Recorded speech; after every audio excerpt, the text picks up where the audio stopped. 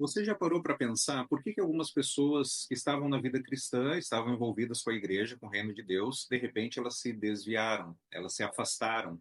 Talvez um termo que é usado hoje em dia, né? A gente pode até definir essas pessoas, identificá-las como talvez desigrejados. Não querem mais saber da igreja, alguns não querem nem mais saber de Jesus. O que levou essas pessoas a tomarem essa decisão? O que nós poderíamos ter feito para impedir as pessoas de tomarem essa decisão? O que nós podemos fazer para que nós não, amanhã, nós não venhamos a estar nessas estatísticas de pessoas que se desviaram. Eu quero que você imagine a vida cristã, em algum determinado momento da sua vida cristã, você passando por um vale com dificuldades, um momento muito escuro, talvez você até com dificuldade de saber a direção. Vários problemas, um coração ali apertado, um coração com medo chegando, e a cada passo parece que estar mais difícil ainda você continuar. A sua mente está tomada pela incerteza, né? Você está tropeçando em pedras, você está tropeçando nas raízes, cada vez mais perdido, sem direção. Quando nós enfrentamos dificuldades, a nossa visão ela se limita aos problemas. Quando nós então, estamos enfrentando dificuldades, os nossos olhos eles se voltam para aquilo que está nos causando dor. É muito difícil nós conseguirmos enxergar as soluções, é muito difícil nós conseguirmos enxergar aonde que está a esperança, onde que está o auxílio. Então, o sofrimento, ele tem um certo poder de influenciar a nossa vida, mas ele não pode nos paralisar. Com a ajuda de Deus, nós devemos vencer esses obstáculos, vencer esses momentos difíceis. O texto de hoje de Hebreus, ele vai falar então sobre a importância de nós olharmos nas direções corretas, sabermos o que fazer. Nós queremos olhar para Hebreus capítulo 10, do versículo 19 até o 25, e encontrar esperança, encontrar segurança, encontrar o antídoto que nos impeça de cair, que nos impeça de nos desviar do Senhor Jesus, da sua igreja, do seu reino. Então, nesses momentos de sofrimento, nesses momentos de provação, que a nossa vontade é jogar tudo para o ar e abandonar aquilo que nós estamos vivendo, que nós possamos encontrar nesse texto aqui esperança. Então, eu convido você, se você está com a Bíblia, a abrir em Hebreus capítulo 10, versículo 19 até o versículo 25. O autor de Hebreus, ele tem mostrado acerca de como Cristo é superior a tudo, é superior a todos, como que Cristo ofereceu um sacrifício perfeito e eterno por nós. Então nós devemos, mesmo diante das provações e dúvidas, nós devemos permanecer firmes na fé, confiando plenamente em Cristo. E a partir de Hebreus 10, 19, a partir desse texto, ele entra agora numa outra seção do livro. Ele começa com a palavra portanto. Ele vai apresentar algumas implicações dessa verdade, o que Cristo é superior, que nós estamos nele, que nós estamos naquele que é perfeito, então o que nós devemos fazer? A partir do versículo 26, ele vai falar sobre os perigos de rejeitar a Cristo. Então, ele está apresentando as nossas responsabilidades, ele vai apresentar os perigos, ele vai mostrar agora as implicações de nós vivermos em Cristo. Então, é muito importante nós prestarmos atenção do versículo 19 até o 25, porque ele vai servir como base até para o restante do livro. Ele vai mostrar para nós, o versículo 19 até o 25, a responsabilidade do cristão.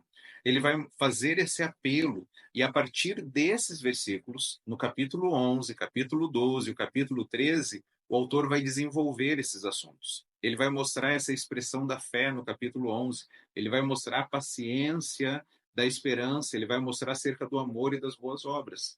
E conforme eu mencionei, do versículo 26 ao 31, ele fala sobre o perigo, e o versículo 32 até o 39, a necessidade dessa confiança e perseverança na vida cristã.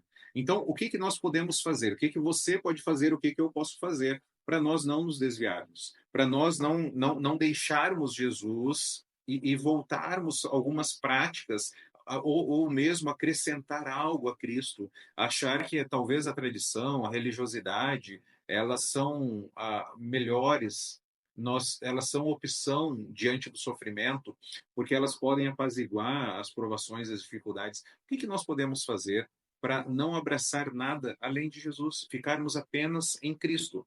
E aí o autor ele vai falar, então, no versículo 19 até o versículo 21, acerca dessa base segura que nós temos. Olha o que ele diz. Portanto, irmãos, temos plena confiança para entrar no Santo dos Santos pelo sangue de Jesus, por um novo e vivo caminho que ele abriu por meio do véu, isto é, do seu corpo. Temos, pois, um grande sacerdote sobre a casa de Deus. A NVI, ela traz plena confiança. Algumas versões dizem ousadia para entrar no Santo dos Santos, porque Jesus é um novo e vivo caminho. Ele é novo porque o acesso à presença de Deus era limitado ao sumo sacerdote no Antigo Testamento. Era por meio do sangue de animais, que não poderia fazer expiação completa pelos pecados. Mas agora é um novo caminho, não é mais o velho, é um novo caminho e é um vivo caminho. Que Cristo, ele mesmo se entregou e ele está vivo, ele é o sacrifício perfeito pela expiação do pecado de uma vez por todas. E nós podemos agora, com ousadia, com confiança, nos achegar diante de Deus, nos aproximar de Deus. E ele abriu esse caminho, o versículo 20 diz, por meio do véu, isto é, o seu corpo. O véu se rasgou de alto a baixo, né, em Marcos 15, 31.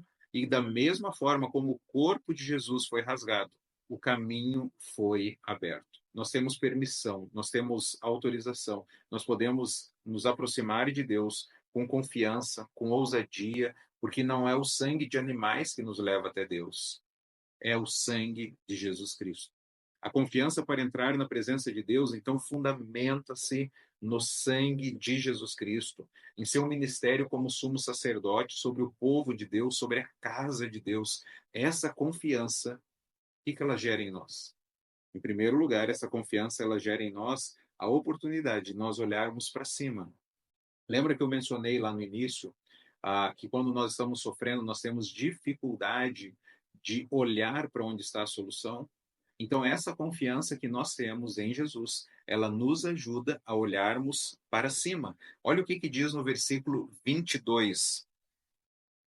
Sendo assim, aproximemo-nos de Deus com um coração sincero e com plena convicção de fé, tendo os corações aspergidos para nos purificar de uma consciência culpada e tendo nossos corpos lavados com água pura. Temos uma base segura, que é Cristo, e agora nós podemos olhar para cima. Nós podemos nos aproximar de Deus. Os sacerdotes do Antigo Testamento, para se aproximar de Deus, eles tinham rituais de purificação. Então, pelo fato de termos o caminho aberto até Deus, nós podemos chegar até Deus de qualquer forma, de qualquer maneira? O autor vai falar que não. O autor vai falar que existe algumas coisas que nós devemos fazer também para nos aproximarmos de Deus. Será que é com a carteira? Será que é com o pagamento? Será que é com o voto? Como que nós devemos nos aproximar diante de Deus? Ele fala com um coração sincero, ele fala com plena convicção de fé, com corações aspergidos para nos purificar de uma consciência culpada e os nossos corpos lavados com água pura. Coração sincero é essa intimidade total, verdadeira, genuína, com convicção de fé, sem hesitar, da decisão que nós tomamos de seguir a Jesus. Um coração aspergido, coração puro. No Antigo Testamento, o sangue era aspergido, tendo um efeito purificador.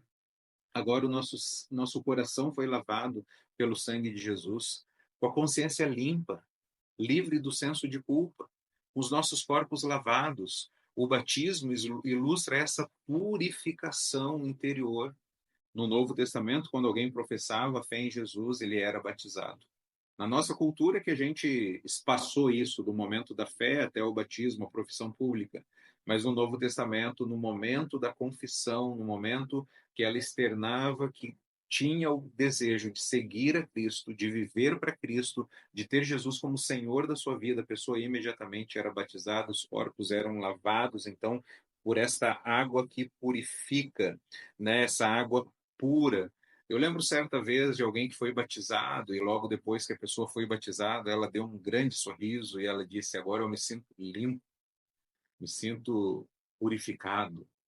E isso é uma verdade que nós encontramos no Evangelho do Senhor, que quando nós tomamos essa decisão de colocar a nossa fé em Cristo, nos arrependendo dos nossos pecados, então nós somos purificados. Então, com base no sacrifício de Cristo, nós vamos olhar para cima, nós vamos nos aproximar de Deus, nós temos acesso a Deus, os problemas não vão nos impedir de nos aproximarmos de Deus. Então, olhe para o alto.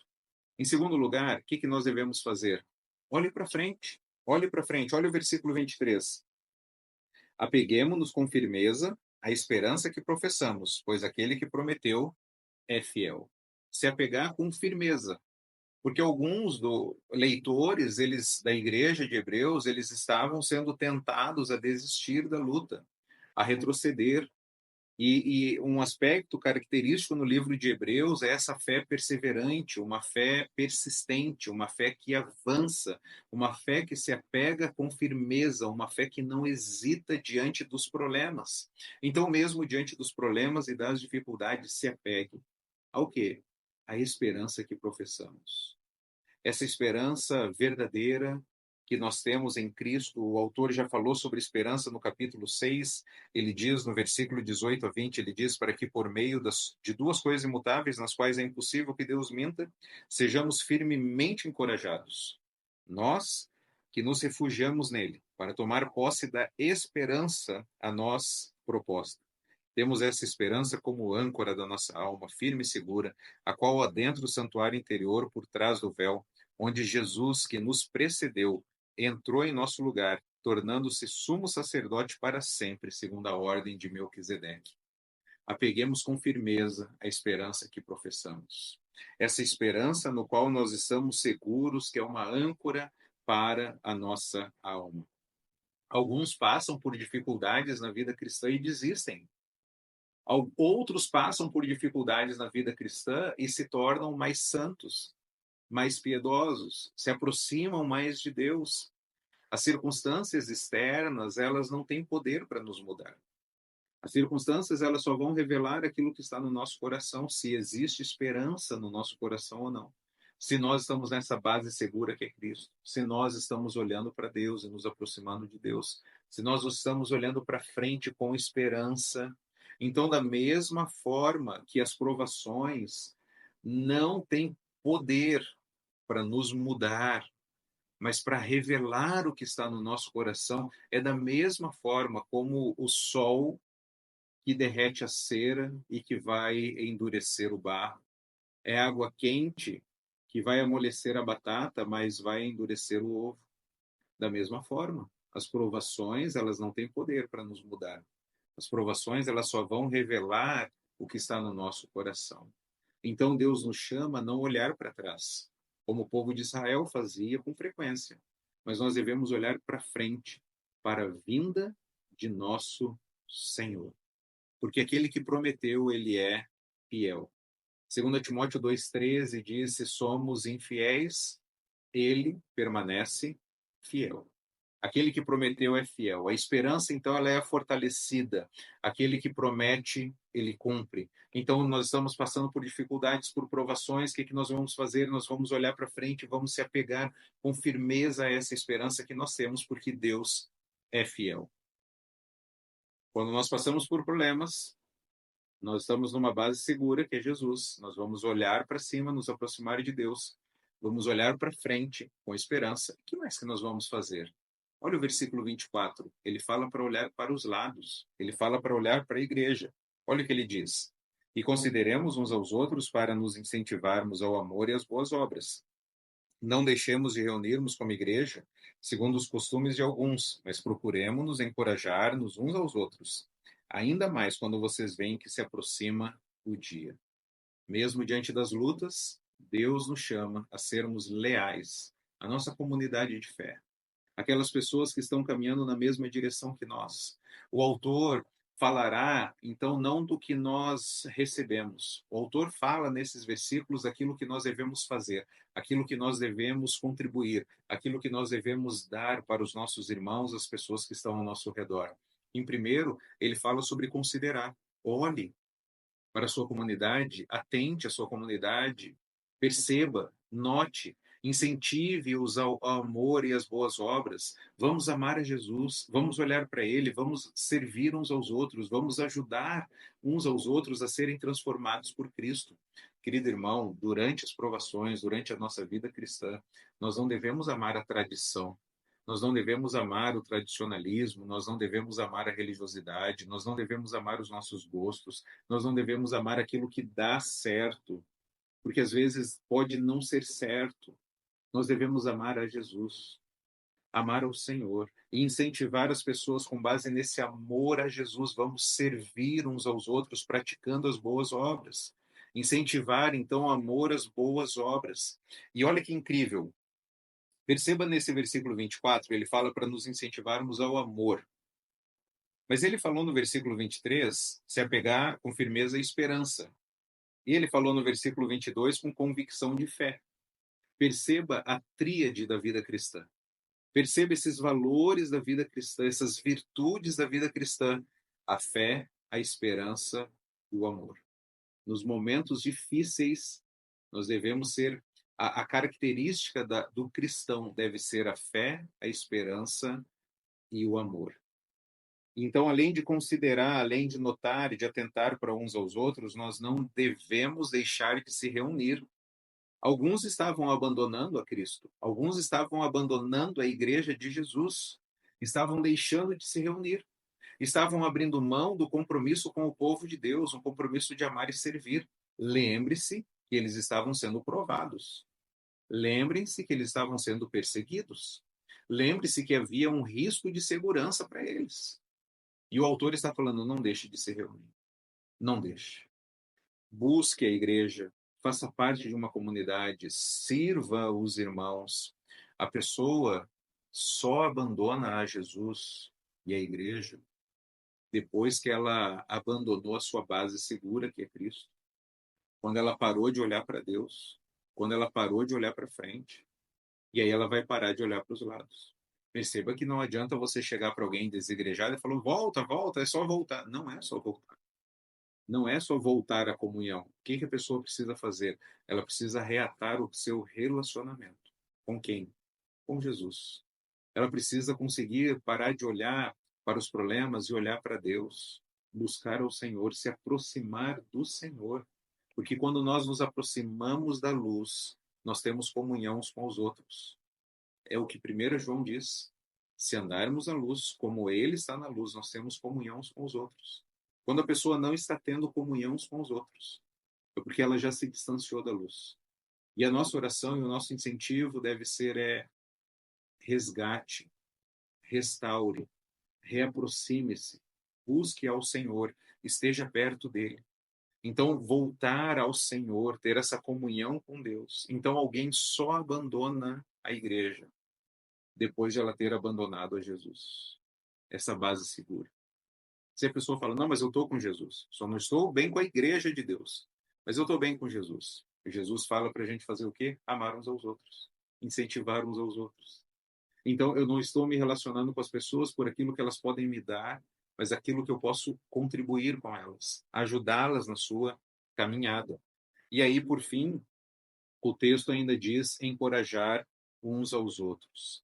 Encorajar porque Jesus vai voltar, o dia se aproxima. Não apenas frequentar a igreja, mas congregar, fazer parte, se envolver, ter aquele senso de pertencimento. Eu faço parte desse grupo, eu vivo com eles, eu estou encorajando esses meus irmãos, então eu estou perto deles. Eu não só participo, mas eu congrego, eu me reúno, eu assumi um compromisso com esses irmãos. E é interessante que a ideia de congregar, que o texto apresenta aqui para nós, ele aparece só mais uma vez, esse termo especificamente, ele aparece só mais uma vez no Novo Testamento, ele aparece em 2 Tessalonicenses 2:1. E ambos os textos, tanto aqui como em 2 Tessalonicenses, ambos estão apontando para a volta de Jesus. Que o dia se aproxima, que Jesus está voltando, a nossa reunião com Jesus. Então nós devemos congregar, se envolver com os nossos irmãos para encorajá-los, porque em breve Jesus vai voltar. Se nós olharmos para o passado pode nos paralisar, mas nós devemos olhar para o alto para nos aproximar de Deus. nós devemos olhar para frente, para se apegar com firmeza à esperança que professamos, e nós devemos olhar para os lados, com as oportunidades que nós temos para servir os nossos irmãos, considerar, não deixar de se reunir e encorajar uns aos outros. Nós recebemos a salvação de Jesus e agora, por Cristo, seremos bênção aos nossos irmãos. Nós não vamos deixar de congregar, nós não vamos deixar de nos reunir, por mais que os problemas sejam grandes, severos, dolorosos, nós não deixaremos de nos reunir, mas com o auxílio de Deus, que primeiro nós recebemos de Deus, nós vamos ajudar uns aos outros. Então, a Igreja de Jesus, não o sistema religioso, nós estamos se referindo à Igreja verdadeira de Jesus, pessoas que foram redimidas e lavadas pelo precioso sangue de Jesus e buscam ser como Ele e cumprem os mandamentos dele. Nós temos então esse incentivo de pertencimento, de encorajamento. O que nós aprendemos nessa mensagem? Que quando nós estamos seguros por estarmos em Cristo, que fala do versículo 19 até o 22, até o 21, por estarmos seguros em Cristo, nós não olhamos para trás, como os israelitas fizeram, e o autor de Hebreus já apresentou isso. Nós não olhamos para trás, pois isso pode nos paralisar, mas nós olhamos para cima, para nos aproximar de Deus. Nós olhamos para frente, pois nós temos esperança e vamos se apegar a ela com firmeza. Mas nós também olhamos para os lados, nós olhamos para as pessoas, para as oportunidades de servir uns aos outros. Eu gostaria de deixar algumas aplicações aqui para nós, daquilo que nós ouvimos nessa mensagem. No aspecto de se aproximar de Deus, não deixe de fazer a sua devocional. Não deixe de abrir a palavra, meditar na palavra, buscar o Senhor, ouvir o Senhor diariamente, dia e noite, meditando na palavra de Deus. No aspecto de olhar para frente, compartilhe o Evangelho, anuncie que Jesus vai voltar, acumule tesouros no céu, seja esse instrumento de Deus para avisar as pessoas, compartilhar acerca desse Evangelho incrível que salva, que transforma e que Cristo voltará para buscar o seu povo. E em terceiro lugar, olhe para os lados, olhe para a igreja, perceba a igreja, olhe as oportunidades para servir, para encorajar os seus irmãos. Pare de pensar, o que eu vou receber? Comece a pensar, como que eu vou contribuir? Como que eu vou ajudar? Como que eu vou encorajar os meus irmãos? Como que eu vou dar uma palavra de ânimo? Como que eu vou exortar alguém? Como que eu vou ser bênção na vida de alguém? Então, que Deus esteja nos abençoando para nós sermos cristãos seguros nessa base que é Jesus e possamos, então, nos aproximar de Deus, se apegar com firmeza a esperança que professamos e olhar para os lados, servindo os nossos irmãos, ajudando eles, sendo uma bênção na vida deles. Que Deus os abençoe e possamos, então, viver para a glória do Senhor, enquanto aguardamos o dia que Ele voltará para nos buscar. Um grande abraço, que Deus te abençoe grandemente.